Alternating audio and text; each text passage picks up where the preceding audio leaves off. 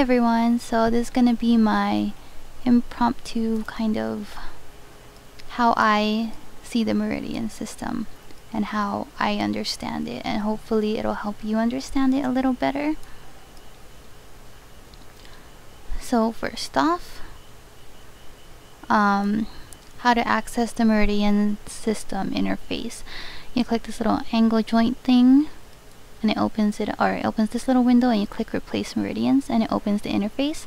Another way is to press K or whatever your default key is to open the skills interface, but the default's K. And then you click the last tab and there are the meridians. Now the Dantian element, this has to do with the self-recollection internal. I have not touched anything on this, but once you understand everything else, you'll understand this too. So I'm just gonna skip this part because it's not important to me. So the 13 Confucian scripture sequence, this is what's important.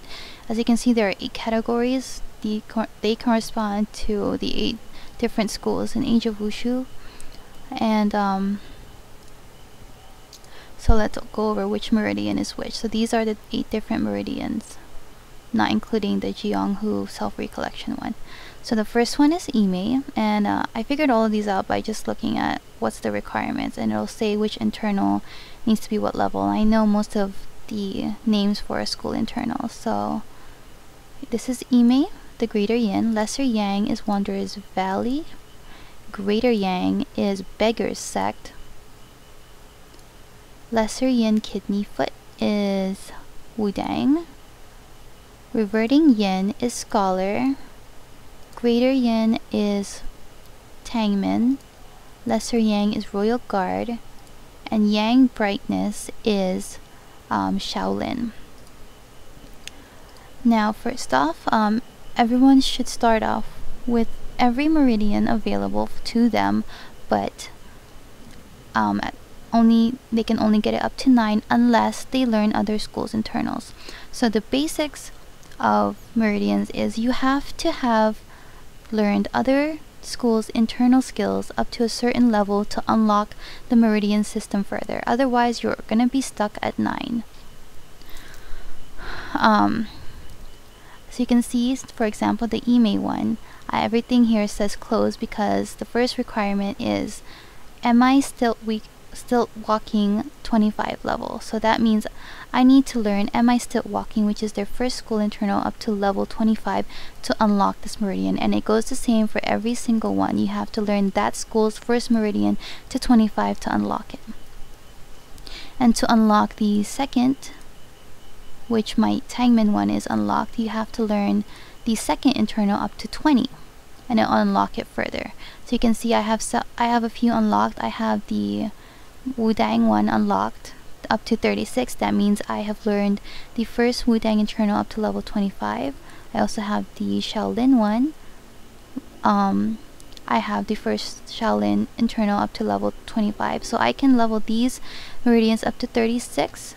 And then the Tangmen one, I also have the second internal because I am a Tangmen and I have my second internal maxed.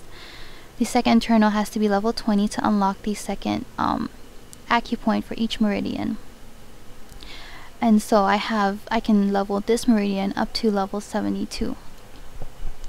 Let's see. So each school meridian is going to have different stats. Just hover over them and see what they are. And now I don't know what's best for each school. Unfortunately, I can't give you that advice. You're going to have to do some outside research, ask fellow schoolmates, and see which is best for you. At the beginning, you can choose 3, or you can activate up to 3 meridians. But if you talk to your school head figure, school founding, I wonder if they're here.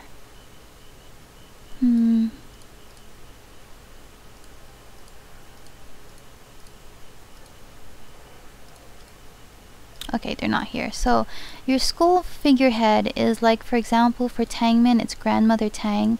It's the person they're usually gonna be in a really grand looking hall or palace. I don't know about Beggar's Sect though, but they're the ones that give you your first school internal, if you remember them. For Tangman, it's Grandmother Tang, and everyone knows Grandma. So yeah, she'll give you a pill to be able, so that you'll be able to activate up to 4 meridians. So I have 4 meridians activated. I have the Wudang, the Tangman, the Royal Guard, and the Shaolin ones activated. I'm currently leveling the Wudang, or the Tangman one. And let's see. So to further unlock meridians past the default 9, you do have to learn the other schools' internals. Now, please keep in mind, if you're new to this game, do not take other schools' internals precedent over yours, because you need your internal first and foremost, because it'll make you stronger and it'll work better with your skills if you're leveling your school internal. Plus, you get your school internal for free, because to learn other school internals, it can be expensive and hard to get the skill books. So I'm gonna explain next the skill points. That's gonna be towards here. So you can see there are 8 skill slots and a bunch of different skill icons here. If you unlock a meridian up to the 2nd acupoint, like this Tangman meridian is unlocked up to the 2nd acupoint, you'll get a skill point. I have one, so I used it on this. I'm not going to reset it because it costs money and I don't want to do that. But basically, once you start and you do have 1 skill point, you just click one of the first box and it'll unlock it. And then you can select one of these and select confirm. What this does is it allows you to use 1 skill and then use another skill instantly. Because if you notice, let me use this for an example. If I use this skill, you're going to see all the other ones go on cooldown just for a second or 2, or just a second. You can see all of them going on cooldown because they're all in the same skill set. Now, what I've used is this skill set will allow me to use the parry, break, or feint of this skill set, which is, as you can see, the icons look alike, and then it'll allow me to use this skill set instantly. So to give an example, I will use it, and you will look at this skill and it will not have a cooldown at all. So that means I can use it instantly. So you can choose whichever you like. Just take a look at the description. You will figure it out which is yours and which works best for you. You can reset it. You have to pay, I believe, 100 silver coins. Now, how to level meridians. Okay, so I assume you guys know how internal cultivation works, where you're online and points go into your skill automatically. That's not how meridians level up, because with meridians you actually have to do something. So first off, you have to get chi.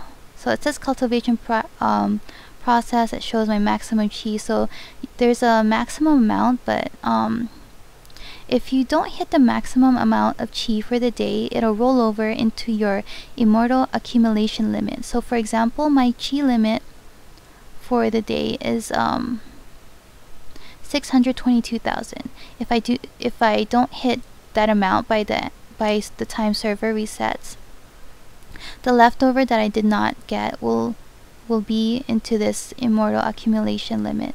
And what that means is, if ever one day I go past my maximum chi, I will get more chi because I will pull from my Immortal accumulation limit. Now, what gives chi? Anything that gives experience will give you chi. This includes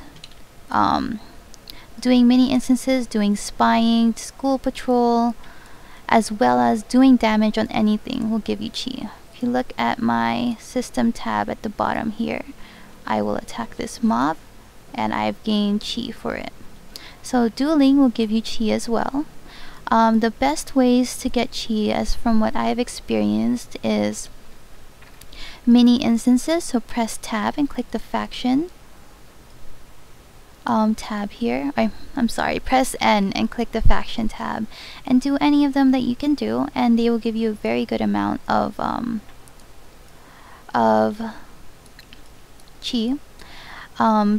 spying with the full 10-10, the thing is, if you turn in 10 pieces of information when you spy as opposed to like 1 or 5, you get more experience, therefore you get more chi. So instances as well you will get chi from, and as well as doing damage to anything. So I hope that helps. I think I've gone over everything.